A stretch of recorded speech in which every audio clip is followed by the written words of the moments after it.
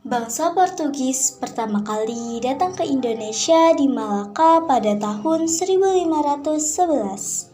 Alfonso de Albuquerque untuk menjabat pimpinan Portugis di India. Selanjutnya, Alfonso memimpin langsung ekspedisi ke Malaka dan berhasil menaklukkan Malaka pada 10 Agustus 1511. Sejak itu, Portugis menguasai pusat perdagangan rempah-rempah dari Asia hingga Eropa. Setelah itu, bangsa Spanyol datang ke Tidore pada tahun 1521. Dan pada tahun 1596, di bawah pimpinan Cornelis de Houtman, Belanda berhasil mendarat di pelabuhan Banten. Namun, penjajah Belanda mengeruk harta kekayaan negeri ini dan membawanya ke negeri mereka. Sementara itu, rakyat Indonesia hanya dijadikan kuli dan terjerembab dalam kebodohan dan kemiskinan. Kerja rodi dan tanam paksa merupakan contoh kebijakan penjajah Belanda yang menyengsarakan rakyat Indonesia. Dr. Wahidin, seorang dokter lulusan Stovia yang prihatin dengan kondisi bangsanya. Ia ingin agar rakyat diberikan kesempatan yang luas untuk mengenyam pendidikan di sekolah. Dr. Wahidin memutuskan untuk berkeliling Jawa dengan tujuan pembentukan studi fonds dan memberikan pengobatan gratis. Dr. Wahidin yang sedang berada di Batavia mengadakan pertemuan dengan mahasiswa Stovia.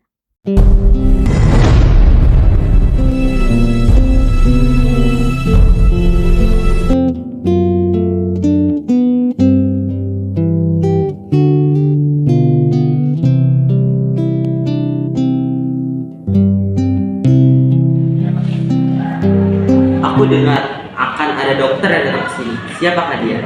Menurut kabar yang aku dengar, Dr. Wahidin lah yang akan datang hari ini. Apa?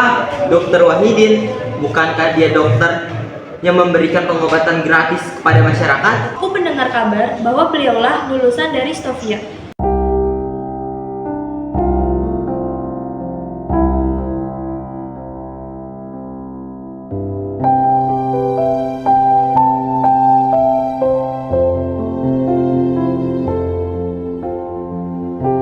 Selamat siang semuanya. Selamat siang, Pak. Perkenalkan, saya Dr. Wahidin Sudirohusodo. Pada pertemuan kali ini, saya ingin membahas suatu masalah pada kalian, yaitu pendidikan yang layak bagi pemuda-pemuda di Indonesia. Tidak semua orang dapat merasakan pendidikan dikarenakan masalah biaya. Oleh karena itu, saya ingin menyampaikan gagasan untuk memperbaiki nasib bangsa ini.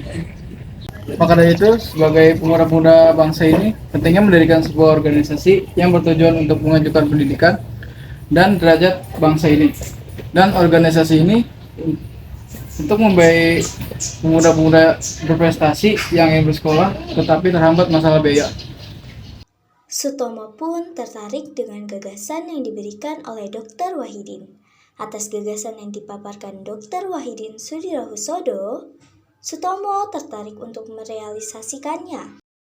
Kemudian, Sutomo menyampaikan gagasan itu kepada teman-temannya di ruang anatomi Stovia. Selamat pagi saudara-saudara. Selamat pagi. Apa maksudmu Sutomo mengumpulkan kami di sini? Sabar dulu saudara Gunawan. Kalian tahu kan nasib bangsa kita saat ini? Nah, saudara-saudara, maksud dan tujuan saya mengumpulkan kalian di sini untuk membahas gagasan-gagasan yang disampaikan oleh Dr. Wahidin kemarin. Gagasan ini mengenai pembuatan organisasi dan pertemuan kita kali ini. Saya ingin membuat organisasi untuk melanjutkan pendidikan, meningkatkan derajat dan martabat bangsa. Organisasi ini akan berjalan di bidang sosial, ekonomi, budaya, terutama pendidikan. Sampai di sini ada yang ingin bertanya? Saya ingin bertanya, dalam sebuah organisasi harus ada panitianya. Bagaimana panitia dalam berjalannya sebuah organisasi ini? Saya ingin menyerahkan panitia umum kepada kalangan yang lebih tua. Saya setuju dengan itu karena kita harus lebih fokus untuk belajar dan sekolah. Namun untuk saat ini kita harus memiliki panitia sementara. Benar apa yang dikatakan oleh Emir Gombrich. Saya yang akan menjadi ketua panitianya. Bagaimana? Setuju. Saya bersedia menjadi wakil. Saya bersedia untuk menjadi sekretaris. Saya bersedia untuk menjadi bendahara karena saya rasa saya dapat mengatur keuangan dengan baik. Kalau begitu, nama yang belum disebutkan menjadi anggota. Saya ingin bertanya, bagaimana dengan nama organisasi kita? Karena organisasi harus ada nama identitas organisasi tersebut. Bagaimana dengan nama Budi Utomo yang berarti budi pengerti yang baik? Dengan demikian, budi pengerti kesadaran dalam berperilaku seseorang. Saya setuju dengan nama organisasi ini adalah Budi Utomo karena bertujuan untuk menolong sesama. Betul apa yang diucapkan oleh Saudara Sutomo. Apa gunanya persatuan tanpa ada budi pengerti yang baik? Saya sepemikiran dengan Anda. Cukuplah pertemuan kali ini. Semoga organisasi ini berjalan sebagaimana mestinya. Hidup Budi Utomo. Hidup Budi Utomo. Berdirilah organisasi modern pertama di Indonesia pada tanggal 20 Mei 1908. Dengan Sutomo sebagai ketuanya, Budi Utomo juga mengalami banyak perkembangan setelah dibentuk. Mereka menyelenggarakan Kongres pertama Budi Utomo yang dilaksanakan pada tanggal 3 sampai dengan 5 Oktober 1908 di Yogyakarta. Dalam kongres ini ditentukan Dr. Wahidin adalah orang pertama yang menggagas Budi Utomo.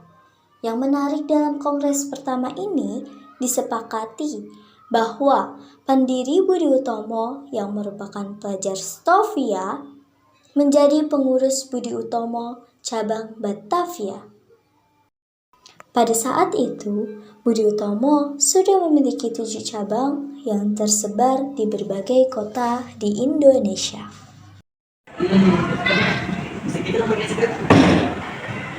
Setelah musyawarah yang cukup lama, akhirnya kita sudah ada di tahapan mufakat.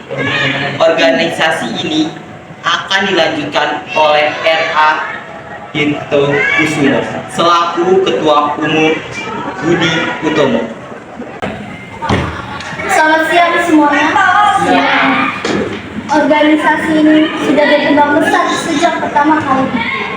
Saya tahu banyak dari kalian yang ingin menyampaikan pendapat yang untuk memajukan organisasi.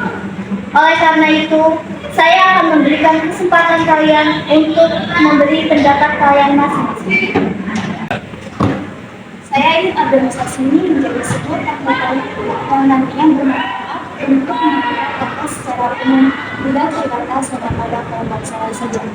Saya juga ingin program ini tidak sebatas di Jawa dan Madura saja, tetapi mencakup seluruh Indonesia.